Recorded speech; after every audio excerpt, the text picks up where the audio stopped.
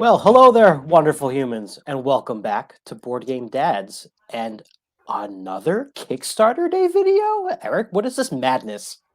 I mean, sometimes Kickstarter Day happens frequently. That's right. It's the beauty about a holiday that you make up the rules for yourselves. Maybe a bunch of ships just got into port somewhere and they're finally, sending everything out from like the same localized area. I don't know. I don't really pay attention to it. I get an email. I try not to look at it. I get a box. I open it immediately.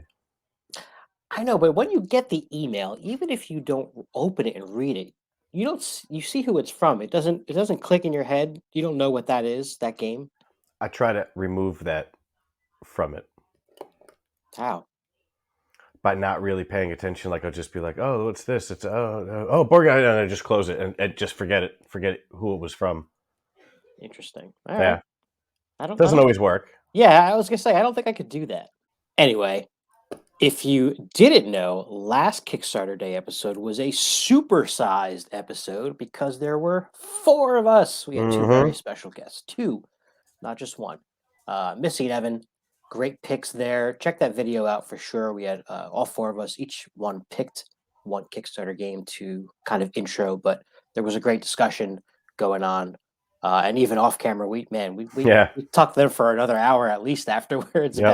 about games and comic books and all kinds of good stuff. So thanks again, Evan and Missy, for hanging out. I know you'll be watching this one too. Can always guarantee. Uh-oh, you got an intruder over there? I got an intruder. She's laying down in the cat bed, but it's my dog. Oh, that sounds like a great segue to our first game.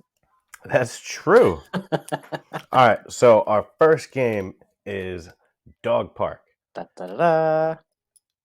Now, this game was designed by Lottie and Jack Hazel, and it was published by Birdwood Games. It's about 40 to 80 minutes, and it plays 1 to 4. So in this game, you're basically a dog walker, and you're trying to recruit dogs and take them on walks and then care for them. Essentially, what you're doing is you're bidding on cards, which is the recruiting dogs. You're gaining and managing your resources, which is when you're taking them on the walk. There's a field that you basically go through and get different stuff, and then you're doing like set collection based on the breeds of dog that you have on your lead or in your kennel or whatever. Hmm. So each round, you're going to get 2 dogs. Now, right here, this is a picture of your player dog. So you can see the bottom holds 8 dogs. That's all you're going to get throughout the entire game. And each round, you're going to take up to 3 of them for a walk. And that's that little top space next to the leashes. And you can Okay, put whichever dogs you're walking up there. Once you walk them, you put that uh, the little collar token on them. that's pretty cool. You choose up to 3 of your dogs to walk. You put them out there. And then if you go to the next picture, you can see the board. Oh, that might be helpful, right? Yeah. So on the right over here, sort of in the middle where there's all those symbols and like the little yellowish line, that's where you're going for a walk. That's like the field. And so each person's going to kind of go either 1 or 2 or 3 or 4, anywhere up to 4, stop at that spot and get whatever it is. And the resources are you can get a stick, a tennis ball, a dog toy, and like a treat. And those Hmm. that's what those things are in the picture on the left. It's really nice components, nice little insert as well. The dog toys are the weird little like octopus looking thing. The purple ones, Yeah, purplish big. Okay, okay, yeah. got it.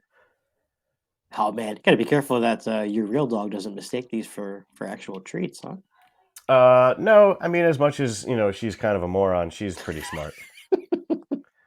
So anyway, so you take your dog through the walk, and that's where you're going to get most of the resources that you are going to need in the next round to pay for the dogs that you're putting in your kennel. So in order to take the dog for the walk, they all have, like a list of resources on them, like sticks or toys or treats or whatever. And you have Hmm. to have that in order to take them for the walk. So anyway, there's also this board on the right-hand side of the track where it's the breed expert awards. And you're going to take the 7 different breeds of dog in this game. You're going to shuffle them up and you're going to put them out randomly each time you play. And the ones on the top, if you have the most dogs of that breed in your kennel at the end of the game, you're going to get 8 points. The ones at the very bottom, where in this picture, the ones on the top are the hounds and the ones on the bottom are gun dogs, the blue card. If Mhm. you have the most blue cards, you're going to get 2 points. So you really want to focus on getting the most dogs of the highest bonus point breeds. You can get a lot of points that way. And that seems to be kind of where, if you're playing this in a 2-player game, especially Mm. there's an Automa player. I think Automa, is that how you pronounce that? Mhm. Whatever. And so they're taking some of these cards, so they're gonna maybe steal some of these awards. But if one player gets those top 2, they're gonna do very good and get a lot more bonus points. But otherwise, it's a fun game. You got your phase where you're bidding on the dogs with people. My wife does not really like that part of the game. She doesn't want to bid against somebody else. Like if I put down a bid somewhere, she won't go there. She'll be like, all right, well, I'm going to go over here. Whereas Okay. if she puts down a bid somewhere, I'll be like, all right, well, you know what? I'm going to go there too, and I'm going to bet 2, right? I'm not going to bet 3 or 4, which is I think the max. I'm just going to bet 2, and if she wins it, great. Then I just go somewhere else. But if she only bet 1, then I'm just going to take it for 2. And she doesn't really. That's not her jam, right? She doesn't really like doing that kind of thing. She's just kind of like, oh, you're going there? All right, I'll get one of these other ones. How does the like third dummy player work during the bidding part? So they're always going to go for the highest point breed. Oh, got it. Okay, okay. Yeah, and if there's 2, like in this case, hound is the top. If there's 2 hounds in the pool of cards, which in a 2-player game is only 3 dogs out there, one for each player, Hmm. and then one for the Automa player. If there's 2 hounds, then whoever's the first player controls which one he's going to go to. Got it. So you got that bidding, and you're going to have this little card that's going to tell you, it's like an objective card where, get X amount of points if you have, 4 dogs of this breed, or, one of each breed, or, something, one of those kinds of things. And again, like a scoring condition. Hmm. And you play through 4 rounds because you get 2 dogs, and then you go for the walk, and then you get 2 dogs, and you go for the walk, and once you have 8 dogs, tally up all your points, and you get a winner. That's it. So you're never gonna like get rid of dogs from your No, your no, no, game. no. Yeah. Well, there's ways to like swap them out. Okay. Like there's also other things where you can like, oh, you can go here and you can look through the top 2 dogs in the deck and switch one out with one of the dogs in the field, and then maybe over here you can go and you can swap out 2 dogs. But then if the dog that you swapped out was walked and had one of those tokens, then you won't get that token on it, which Got it. might not matter, but it might lose you points. So you're enjoying this at the two-player account. That's good. I am. I like it. I mean, I like the art. I like the idea of it. I backed it, so obviously I'm gonna like it. But again, like I said, my wife's not a big fan of the bidding aspect, Mm, so it's not gonna be a favorite of ours. Even sure. though the artwork is dogs, right? It's like the wingspan of dog cards. Right. And now there is some artwork that's a little inconsistent. Let's get into your complaints. Okay, so this is the sleeve that came with the game that is totally optional, but I'm going to complain about it. So all the dogs on here look really good, and then if you notice, the dog on the left, in the middle, like right in the front on the bottom, his head is far too big for that body. Sure Now it's is. also a different color, so I'm sure that doesn't help, like the perspective. But that dog's head is too big for its body. And there's a few instances of that. Everything else looks great. There's a few instances where it's just kind of like, you guys thought that was okay, and you let it go, and then you put it on the sleeve. Like, come on. Ugh. But my one other complaint, and this is from me. It's a very minor complaint. It has nothing to do with the artwork. In the game, it says in the book, determine the first player randomly. Like, I feel like, in a game like this, the last person to pet a dog, feed a dog, and it was just, it's kind of a missed opportunity, like that. Mm, A lot of games that have a certain theme will have, and I was a little let down by that. Again, like I said, it's a very, very minor complaint. right. But overall, I really like this game. It might be better at 3 or 4 player, but I still really like it, and we're going to keep playing it. All right, so much like last Kickstarter video, we're saving our last pick here with a spooky one because, 'tis the season. Talked about Don't Go In There on the last one with Missy and Evan. Today, we've got the Roll and Write. Sorry, why don't you introduce this? Because Oh, I man. know you love the name of this game. You're gonna kick off with a complaint right here. Go This for is it. one of my least favorite board game names. This game is called Ghost Love Candy 2, The Roll and Fright, Print and Play. And as if that wasn't bad enough, there's 3 different versions of it. So there's like Tricky Treats and Boogaloo and Haunted Block or something Haunt the like that. block. Yeah. So then you have to specify which one of the 3 that you're playing. It's so annoying. Just don't call it Ghost Love Candy 2. Say, from the makers of Ghost Love Candy 2, here's 3 different games. You don't like the whole Roll and Fright thing either? I think that's okay. Yeah. But still, you got 3 different games. Just name them, make Well, those the games. Yeah. All right. All right. I think the part of the reason why they did it was because they are um, releasing a new version of the original Ghost Loves Candy Right. card game, and this was kind of like a marketing thing to do both things together. But No, for sir. I don't like it. yes, but for $3, you get 3 different roll and write games that are all based on Halloween, which I think is pretty cool. And based on the original game, at least. Yeah, for sure. So yes, 3 different games, and they're different enough that I support the fact that they call that 3 different games. They're not just like a little twist. They're all pretty Yeah. different. Obviously, you're using the dice and checking stuff off, but the way they staggered it is cool too because there is like the most basic version, which is I think the shortest amount of time, at least according to the Kickstarter page, and the lowest age threshold. So it's like the most family friendly one, I guess you could say. And then there's like a midweight one, and then there's like a you know more strategic one. But they're all really good. Let's take a look at the first one here, which is Boogaloo. Now, if you back this version of the game, this Boogaloo version, does have multiple player sheets that look a little bit different. The kids, I should say, The but costumes. the costumes, but the gameplay is exactly the same, no matter which sheet you pick. Yeah. All right, so what are you doing in this version? And Boogaloo? Yeah. So you said this is the easiest one. So you're going to roll 2 dice. Right. And you're just going to use 1. And you're going to mark off a candy somewhere on one of those kids. And then over on the right-hand side in that top grid of colors, you're going to mark off that color candy there. Mm-hmm. And then the more of those you get, then you'll get these other things.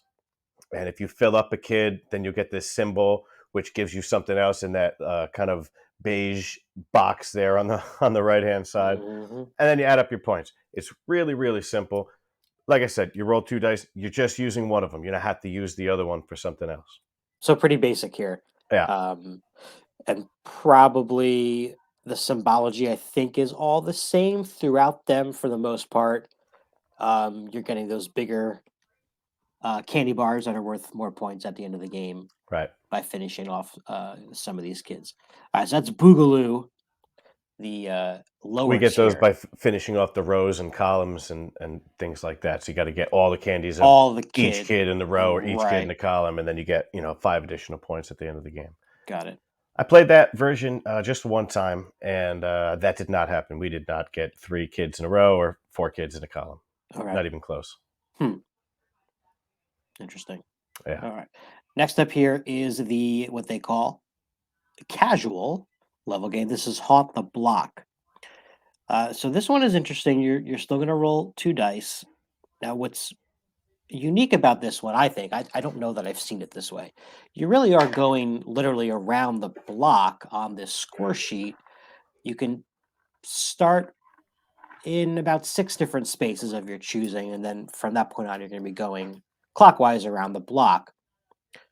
But when you roll both the dice here, the hard thing to remember is you're not actually always using the value of the pips that you rolled, right? Right. You're writing numbers in numerical order, literally from 1 all the way to 31, and that's when the game is over. So what the dice do is tell you, or give you the choice rather, of how many spaces away from where you wrote the last number you can write this next number. So if you roll the dice and you roll a 2 and 3, you're going to write whatever number happens to be next. It could be 6, it could be 17, whatever turn you're on, but you can write it either 2 or 3 spaces away from where you wrote the last number. That's the general mechanic. And then, like the other games, there are these different symbols that when you fill in, some of them are the types of candy. And every time you do one of those, you're going to mark off that type of candy in its row. And if you get a bunch of them, together, the not only the points are going to go up exponentially, but also if you do like a whole column of them, you'll get some stars, which let you do a little bit of dice manipulation as well. And other than that, there's some restrictive spaces like the kids' costume spaces on the corners. The jack-o'-lantern ones are pretty tricky, right? Because they specify a Yeah, certain number range or odd or even or something like that. yeah, odd or even, or the higher die or the lower die being used to get there. Right, right. And then what's cool about this one is once you do fill in a space that corresponds with one of the kids in costume, you most of them have a little bit of a special ability that lets you do something like, go counterclockwise for a turn, or I think add the dice together and things like that. So, it's definitely different in terms of like going around the track thing and writing numbers that are not the numbers that you roll. That's Right. definitely unique. I don't know any of the roll or write where you roll the dice and don't write that number that you rolled. It took a little bit of getting used to for sure. Yeah, this is not the game to use a pen. Yeah. Because Yeah. because on like turn 24 or something, instead of writing 24, you're gonna write 6 because you use the 6 die, and it can definitely get a little confusing doing that. Yeah, definitely got to keep track of that. But otherwise, I thought this was pretty unique. Like I said, besides the candy points there's some other symbols like a cat and a moon and what's that last one? I forget. Pumpkin. Pumpkin. And in that grid to the left, that kind of yellow background grid, that's another way to get more points at the end of the game by completing rows and columns there.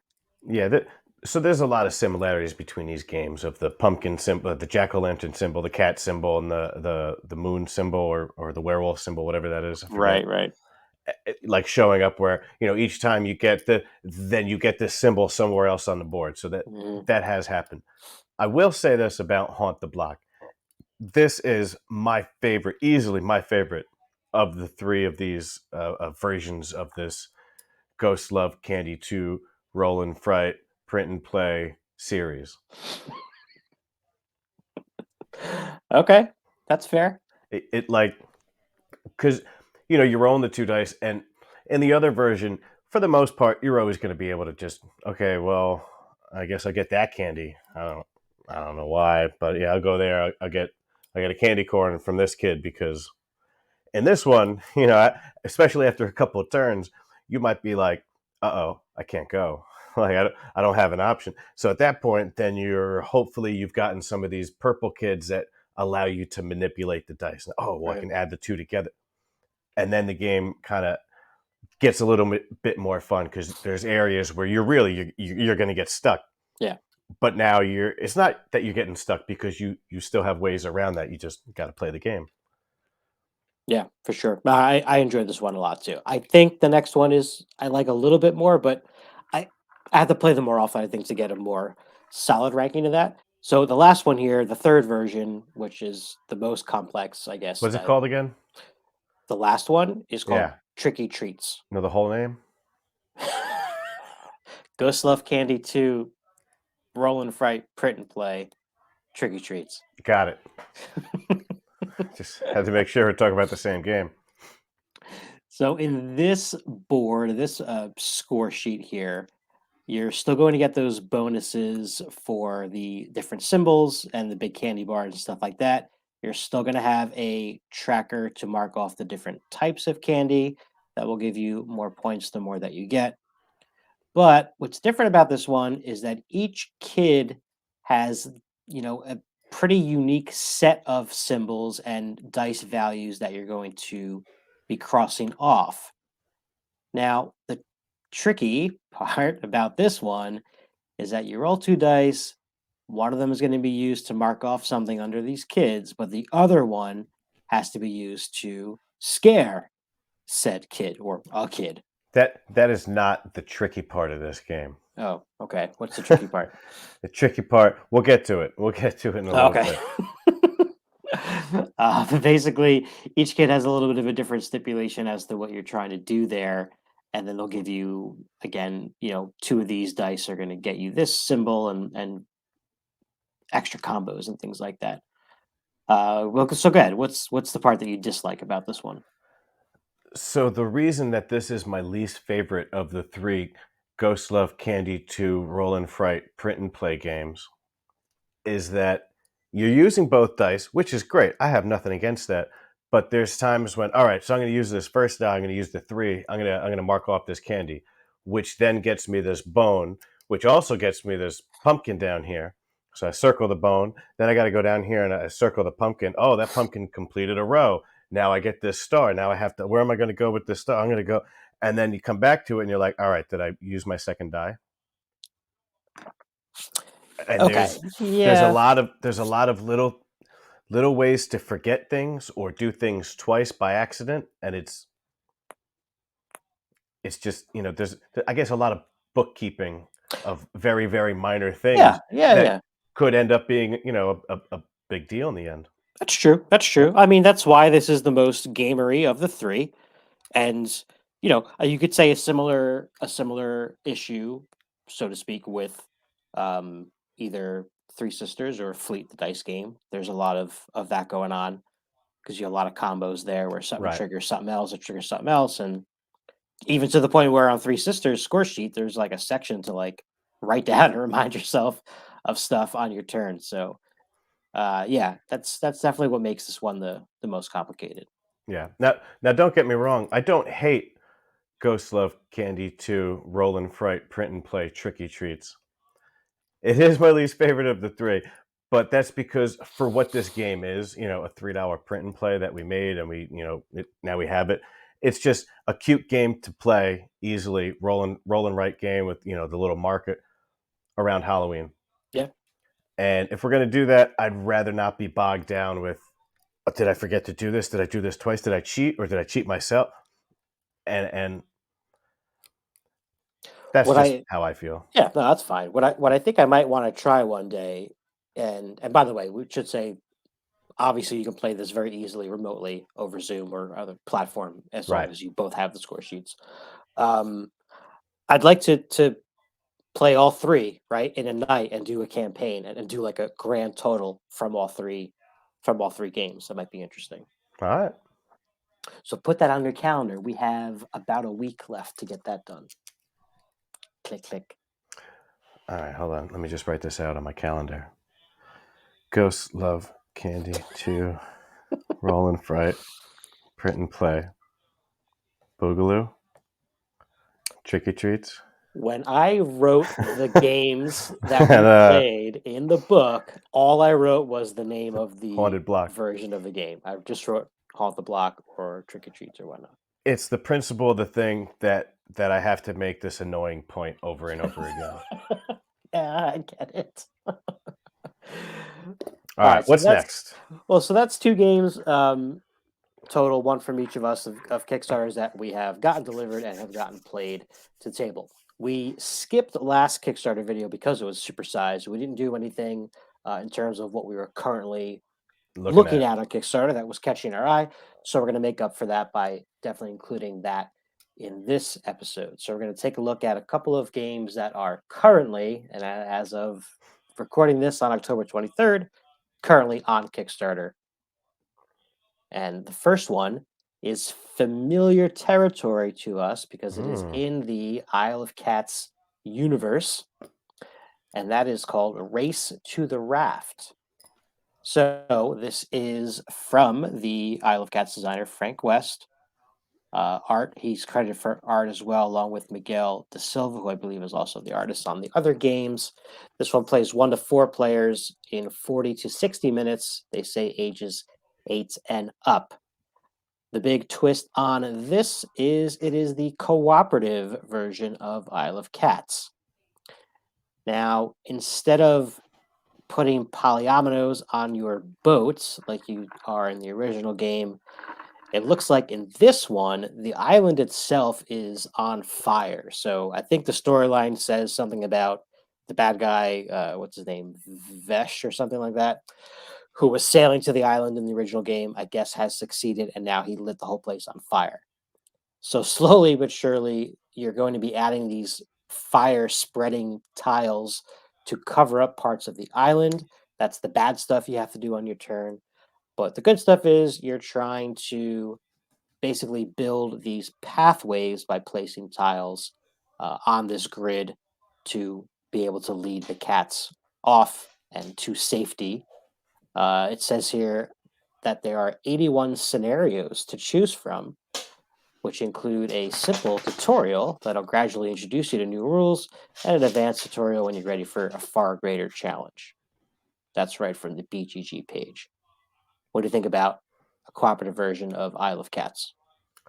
So Rado did a run through, and I watched it, and it didn't look that great. There's basically these cards that you're putting down, and you have to match the patterns to get to certain cats, and you got to save the red cat and the green cat and the purple cat, and they can only walk on certain types of terrain. And Mm-hmm. like it's cool and all. And then you're also adding the fire, so you have to get all this stuff done cooperatively with limited communication. Mm-hmm. But nothing about the board layout, like which is basically just a bunch of different square. I don't know. It kind of looks boring, Yeah. and it just it's not really pulling me as much as it was the first time, where it was like, hey, you have this ship and you're gonna fill it up with polyominoes. Oh, cool! And the polyominoes are little kitty cats. Like, oh my god, I have to get this game. This is like, hey, there's like this kind of grid with some different types of terrain, and you have to put these cards out and make this pattern to get these cats and get them to the exit. I'm sure it probably plays just fine, but it's not something I'm going to rush out and seek. Yeah, I'm on the same. I'm on the same page as you. I agree with everything that you just said. I'm not going to back it just because I have like other Isle of Cat stuff. Um, I backed what was the other one that we recently got, the kittens and Oh, the the explore and draw. explore and draw. Well, I don't have that one, but yeah, you have that too. That it was That's the a extra good extra one. boats. That's a good one. Yeah, I agree. This looks cool, and I'm sure it will do very well. I just don't know that I need to go and back it. I would definitely play it for sure because it's a And I'll game. tell you, that's a lot coming from me, because you know how much I love cooperative games and cats. Sure. Not as much as dogs, right? We did a whole thing about Dog Park. A whole bunch of pictures. This is just the box. Cats. Cats. All right. So next up, we are continuing with the animal theme, at least here. Next one here is Life of the Amazonia, which, if you watch the video on the Kickstarter page, is basically like listening to or watching a nature documentary for sure, with the voiceover there. This one plays anywhere from 60 to 150 minutes. So there's that. Yikes. Yeah, they say ages 14 and up, 1 to 4 players. This is designed by Jamie Bloom, art by Sophia King, and it's coming from Bad Comet Games. Now, this is another wildlife game where it's, about where the position of certain tokens are on a hex type of grid with some really cool looking components. And I think you're interested in maybe just buying some of the animeeples. Is that what I'm Well, getting here? no, no. So I believe this is by the same people that did Serengeti, which Okay. we backed. We had, so we've played, we like, and so it's very likely that by the time this video comes out, my wife's already backing this. Hmm. So I didn't put that much research into it. I know it's bag building, it's tile placement. The components look great. the meeples, which is my favorite part of a lot of games, look amazing down here. You don't just get one of each. This is just an add-on where you can get one of each. Right. But this is just a picture where it has like an example of all the meeples that come in the game for the animals, and then there's these. So all right, my one knock on this game is kind of the price tag for the really good looking game. I think Okay. it's maybe like $63, something like that for just the base game, which is fine because you actually don't need the upgraded resource tokens. Now the upgraded base game components look really cool. Those are like little wooden trees that you're going to be putting out on these Mm-hmm. hexes and everything. But it's like $100 for the game with those two things upgraded. That's like a 35-hour difference between the regular version of the game, which let's be honest, you don't know that you're actually gonna like. Well, yeah. Like it looks amazing. It's from people that have done good stuff, but it could not be great. So it's kind of tough to spend 100 hours on a game, at least for me, Yeah. Yeah. For a lot of people, I'm sure. even if it's got amazing components and tokens. And I'll be more on that later. Aha. Yeah, Got it. So that's Life of the Amazonia. Seems like there's a lot of mechanisms going on here. Again, I don't know how different it is from some other similarly themed games that I would need to own this. And like you said, the price tag is certainly this, a this deciding does factor there. this does seem like the kind of game that when you're done playing, you take a picture of it and you're like, that looks cool. Look at oh, Yeah. I got all these cool animals in my jungle. What do you got? Oh, you got one of those. That's gonna be cool. Yeah. Yeah. All right. One more here, I think, right? I think so. All right. So this is actually an expansion to a game that you do own. I Yes? do not. You do not own. Oh, No. okay. Yeah, that would be a lot different if I owned it. This is a game called Aqua Garden, which I did not back the first time. I don't remember why. When me and my wife were looking at this, she was like, "I don't remember why I didn't back this," and I was thinking the same thing, and I have no idea. Part of me thinks so. I guess in the game, you're making an aquarium, and Hmm. you're getting different animals like whale sharks, which I remember specifically thinking whale sharks don't belong in an aquarium. So maybe that's why I didn't back it the first time. But anyway, so now they have this beachcombing expansion, which adds I don't know what, a bunch of different stuff.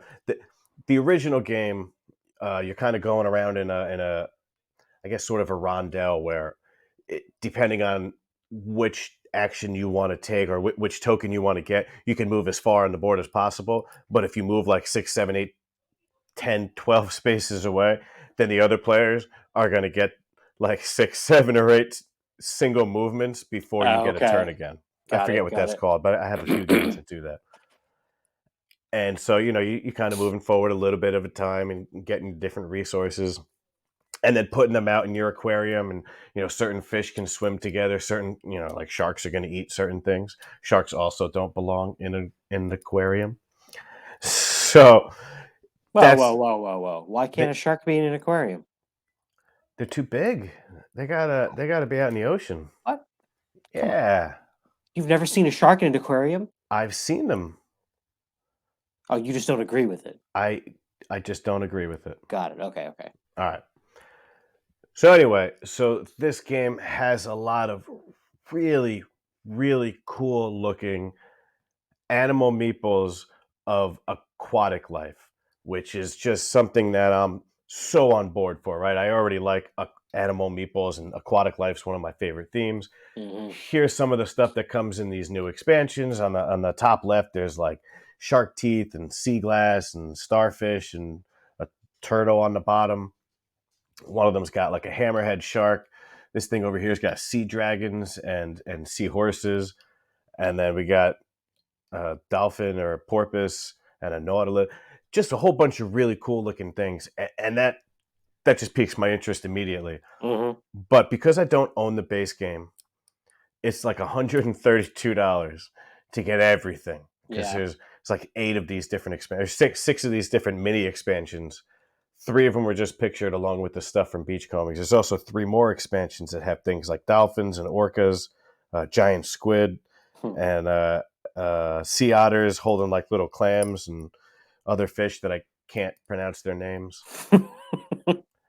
But it looks great. The game seems like it's fine. It seems like the kind of game where you really need a whole bunch of expansions because eventually you're going to start getting bored of the same the same cards or the same score ways to score for for Right, certain right. different animals. So it's definitely an awesome idea to put all these things out, but it's a lot of money, and I would need it all. What if you played the base game somewhere and you just like really liked it? Would you like I would mean, you f- if I got to play the base game and I absolutely loved it, um, I might go out and buy all this stuff because Mm. those little mini expansions are $10 each. So it's possible that I could go Oh, on okay. to. I'm not sure how this Kickstarter work. Maybe I can just pledge $1, buy just the base game, and like 2 or 3 of the little mini expansions, and only Mm. end up spending like $75 or something to get kind of what I want. But that won't be enough, man. That I won't be happy. I need it all. Never I'll be like, satisfied. oh, but I didn't get the hammerhead sharks, or those nautiluses looked really cool. Speaking of Hammerhead Shark, that's what my son wants to be for Halloween. And Cool. we've been, yeah, it is cool, but my wife has been fighting with the company that has not yet gotten the costume to us for like a few weeks now. Like we ordered it back in Oh man. September. Yeah, so man, I really hope it comes.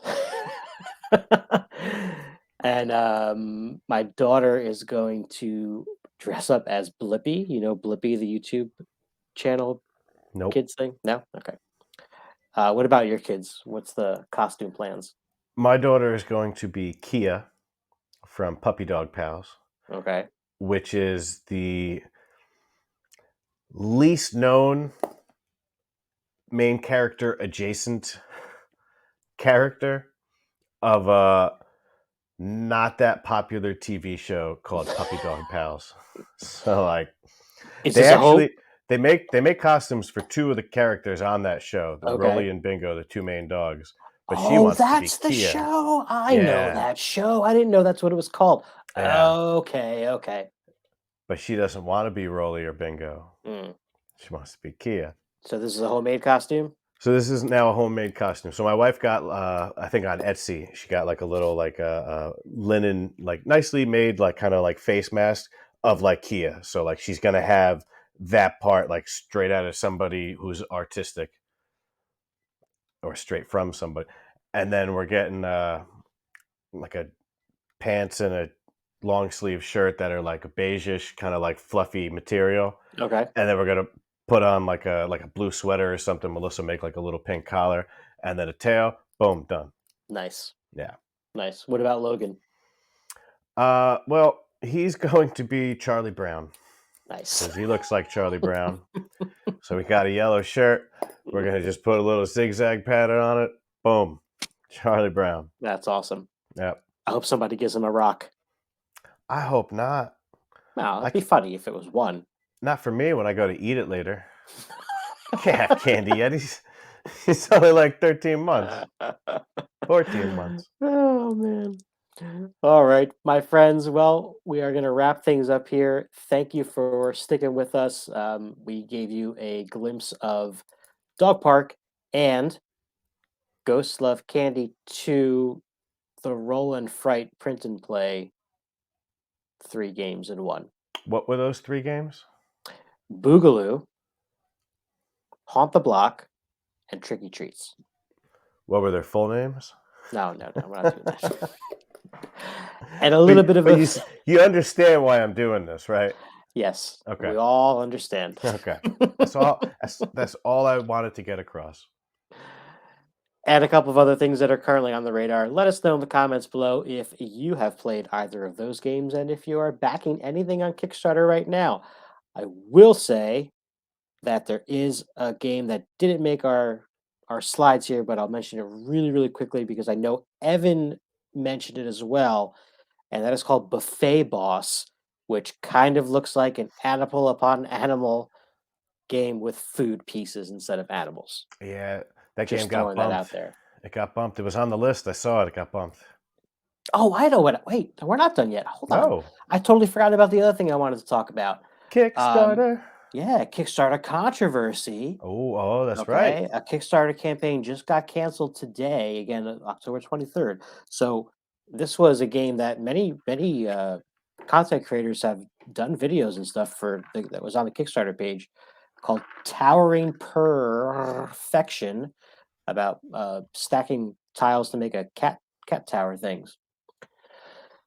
And the alleged controversy here is that the game design was stolen from a previous game called Flowering Heights. I believe I'm saying that correctly. Where that individual made this game, was playtesting it, and the person who designed this Towering Perfection game was in on that playtesting. And I've seen on social media many people come out and say that everything is basically the same except for, like, the theme, the artwork, and Hmm. like Oh, like in mechanics, the game rules. itself? Yeah, yeah, yeah. Oh. So I don't know what the next step is. Like I said, they took the Kickstarter down, but it kind of made it sound like it was, not going to go away. And it's tough, right? Because you can't. There's kind of like no such thing as copywriting game. A game idea. Obviously, you have your game is called something, and someone else can't name it that. But a sticky situation. I'm glad I'm not a part of Yeah. it. Easy But for now, us to just comment on it from but now afar. I need to know more. Ah, well, there you go. That's why I mentioned it to a little bit of intrigue there. So yeah, check out the latest Kickstarter controversy, and we'll be back sooner than later because it's almost November, so podcast time will be coming up soon too. Also, I don't know how this one slipped past our radar. Oh, probably because it's not on Kickstarter. It's on GameFound. Hmm. Isn't like Spirit Island out now? I keep getting emails about backing it, and I'm just like, ugh. I don't know. Like I backed the other ones solely for the new spirits, Oh, and okay. some of them are so difficult that I haven't even played them yet because we only play the Mm, game, a few times a year. And I just got the new one from Target that has like the 5 like easy spirits, so yeah, we'll definitely play those yeah, sooner than anything else that we've gotten from one of the last 2 expansions. Like there's a whole bunch that we just haven't gotten around to. We're like, oh yeah, we'll try this one, and we turn it around. It says high complexity, and we're like, oh, you know what? Maybe I'll just do this other one this time. yeah. You got to get a third player in there. That'll increase the chances of somebody taking a chance on something else, probably. Yeah, but we also, we don't play it often enough Yeah, because we have games, lots of games. lots of games. It never ends, folks. All right. Thanks for hanging out with us. We will see you next time. Have a great Halloween and be safe. Bye. See ya.